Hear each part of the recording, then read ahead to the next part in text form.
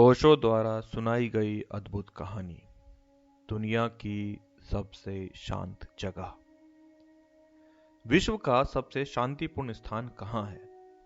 यह बौद्ध कहानी आपके प्रश्न का उत्तर प्रदान करती है, जिसे ओशो ने अपने एक व्याख्यान में सुनाया था। जब भी हम हमारे जीवन से परेशान होते हैं तो हम एक ऐसी जगह की तलाश में होते हैं जहां जाकर हमें शांति प्राप्त हो, हमारा तनाव दूर हो जाए। ऐसी कई जगह हमें मिल भी जाती है, लेकिन इन जगहों से हम जब वापस अपनी जगह आते हैं तो फिर वही तनाव, फिर वही चिंताएं और परेशानियां हमें घेर लेती है। ऐसे में सवाल उठता है कि दुनिया में क्या ऐसी कोई जगह है जहां मेरा आनंद या शांति सदा के लिए हो? एक ऐसी जगह जहां जाने के बाद भौतिक जगत की बड़ी से बड़ी चिंताएं भी दूर हो जाएं। एक ऐसी जगह जो हो दुनिया की सबसे शांत जगह। ये कहानी एक अमेरिकी मनोवैज्ञानिक के बारे में बताती है जो पूरा आना चाहता था विपत्सना ध्यान सीखने के लिए। बौद्धों के ध्यान का बर्मा के रंगून में सबसे बड़ा विपस्सना स्कूल है, तो उसने 3 सप्ताह की छुट्टी ले ली। वो अमेरिकन बड़ी तैयारियां करके रंगून पहुंचा। यात्रा शुरू करने से पहले ही उसके मन में कई कल्पनाओं ने घर बना लिया था, और ये कल्पनाएं आश्रम आते आते बहुत बड़ी हो गई। उसे लगने लगा मानो कि वहां जो वो जा रहा है वो दुनिया की सबसे शांत जगह होगी। इसीलिए ऐसी जगह इतना बड़ा विपस्सना आश्रम खोला गया है। उसकी कल्पना में आश्रम एक पहाड़ की तलहटी और घने वृक्षों की छाया में स्थित था, जहां पास में झरने बह रहे थे, पक्षी चहचहा रहे थे और फूल खिल रहे थे। वो सोच रहा था ये 3 सप्ताह आनंद से गुजारूंगा। आखिरकार कुछ दिन के लिए ही सही, लेकिन न्यूयॉर्क के पागलपन से पीछा तो छूटा।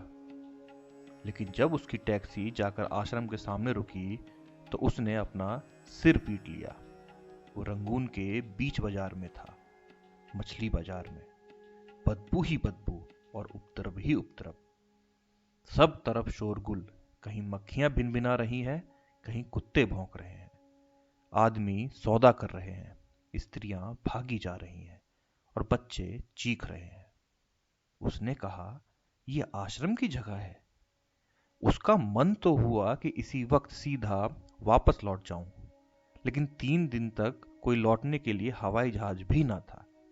तो उसने सोचा, अब आ ही गया हूं तो कम से कम इन सदगुरु के दर्शन तो कर ही लूं। ना जाने किस सदगुरु के यहाँ आश्रम खोल रखा है। ये कोई जगह है आश्रम खोलने की? अंदर गया तो बड़ा हैरान हुआ। सांझ का वक्त था और कोई 2 कौवे आश्रम पर लौट रहे थे, क्योंकि सांझ को बौद्ध भिक्षु भोजन करके उनको कुछ फेंक देते होंगे, गेहूं, चावल इत्यादि। कौवों की काव काव ने हर तरफ चीख चित्कार मचा रखा है। वो बोला, छी, कैसी जगह है, और यहीं भिक्षु ध्यान करते हैं। वहीं उसने देखा कोई भिक्षु टहल रहा है, जैसा बौद्ध टहल कर ध्यान करते हैं। कोई वृक्ष के नीचे शांत बैठकर ध्यान कर रहा है। युवक खड़ा होकर एक क्षण देखता रहा। बात कुछ समझ ना आई, बड़ी विरोधाभासी लगी, लेकिन भिक्षुओं के चेहरों पर बड़ी शांति भी थी, जैसे ये सब कुछ हो ही ना रहा हो, या जैसे ये कहीं और है, किसी और लोक में है, जहां ये सब खबरें नहीं पहुंचती। अगर पहुंचती हैं तो कोई विक्षेप नहीं है। इन भिक्षुओं के चेहरों को देखकर उसने सोचा, 3 दिन तो रुक ही जाऊं। वो गुरु के पास गया और गुरु से पूछा, क्या मामला है, ये कहां जगह चुनी है आपने? तो गुरु ने कहा, रुको, 3 सप्ताह बाद अगर तुम फिर यही प्रश्न पूछोगे तो उत्तर दूंगा। 3 सप्ताह रुक गया। पहले 2-3 दिन के लिए रुका, लेकिन 3 दिन में लगा कि बात में कुछ दम तो है। 1 सप्ताह रुका तो धीरे धीरे पता चला ये बात कुछ अर्थ नहीं रखती कि बाजार में शोरगुल हो रहा है, ट्रक जा रहे हैं, कारें दौड़ रही हैं, कौवे कांव कांव कर रहे हैं, कुत्ते भौंक रहे हैं, या मक्खियां भिनभिना रही हैं। ये सब बातें कुछ अर्थ नहीं रखती।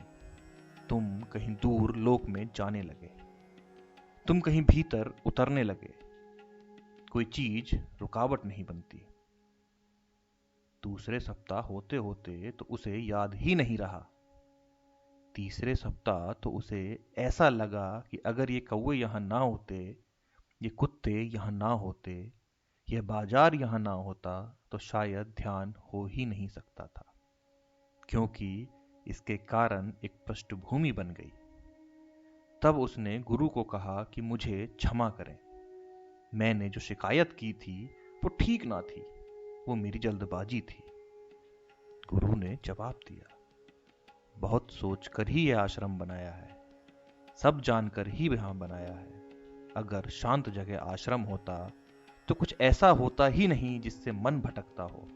तो तुम कैसे जान पाते कि तुम ध्यान के सही रास्ते पर हो? योग बाहरी अस्थिरता, अशांति और तनाव के बाद भी स्वयं को आंतरिक रूप से आनंदमय और शांत बनाने के लिए है। चित्त की वृत्तियों का निरोध ही योग है। विपश्यना का प्रयोग ही यही है। जहां बाधा पड़ रही हो वहां बाधा के प्रति प्रतिक्रिया ना हो, प्रतिक्रिया शून्य हो जाए तो चित्त शांत हो ही जाता है, जिसके बाद मिलती है दुनिया की सबसे शांत जगह, जो कहीं बाहर नहीं तुम्हारे अंदर ही है। अगर आपको ये वीडियो पसंद आई हो, चैनल को सब्सक्राइब करें, लाइक करें, कमेंट करें। Thank you so much for your support.